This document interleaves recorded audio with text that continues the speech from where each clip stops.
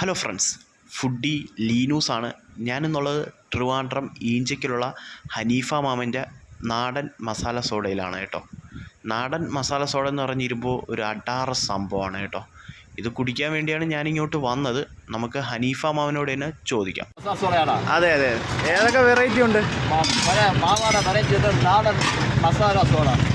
ഈ മസാല സോഡ വന്നിട്ട് 85 വർഷത്തെ കാലപ്പഴക്കമുണ്ട്. എൻ്റെ വാപ്പ ചെയ്ത മസാല സോഡയാണ്.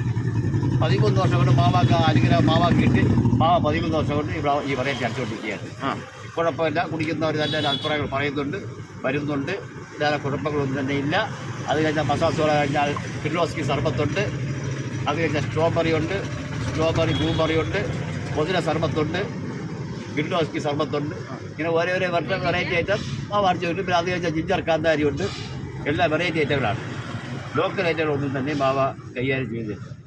പിന്നെ കുടിച്ചാൽ നല്ല സ്വാദ് കിട്ടുന്നതൊക്കെ ഭുജീനങ്ങളാണ്. മാവ് ഇവിടെ പടച്ചവരെ നിലനിർത്തി മാവ് കൊടുക്കുന്നത്. കച്ചവടമുണ്ട്, കുഴപ്പമില്ല, അടിക്കാറില്ല. ഇതെന്തുവാ മക്കളെ? ഇത് ഉപ്പ്. ഓക്കെ.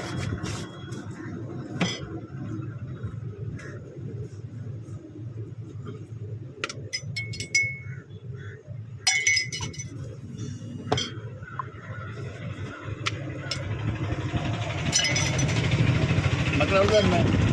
ഞാൻ പോവാറുണ്ട്. അതെ, ശരി. ഇവിടെ ഒരുപാട് നടത്തുമ്പോൾ 24 യൂട്യൂബ്, ഫേസ്ബുക്ക്, വാട്സപ്പിലെടുത്തവരുണ്ട്.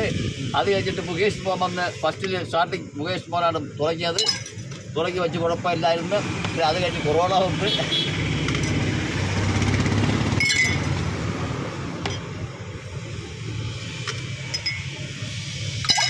മക്കളെ എരിവെങ്ങനാ? ഒരു മീഡിയം അത്.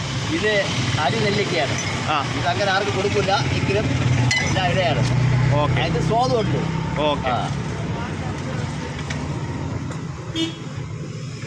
മക്കളെ എരിവെങ്ങനാ? നോർമൽ. ഇത് കാന്താരി ഉടക്കൊല്ലിയാണ്. ഇതാണല്ല ഇട്ടോ. സോള പണ്ടിരി മന. ഇത് പുതിന.